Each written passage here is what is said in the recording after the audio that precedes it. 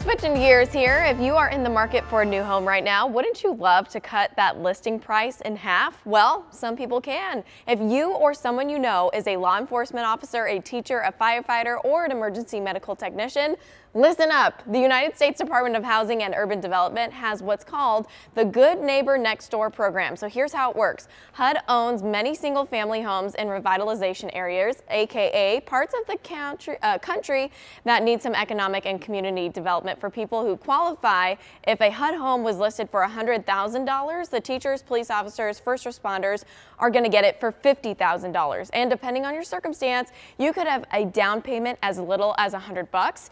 There's a whole list of requirements that you must meet to be eligible, but if you are required to live in that home for 3 years, as it has to be your sole residence. So I found revitalization areas right here in our state. The prices range from about $63,000 to $108,000, and then your price would be half of that. So we're going to have all this on our website for you to check it out if you qualify. abc15.com/smartshoppers, well, you'll find it. All right, could be a great option.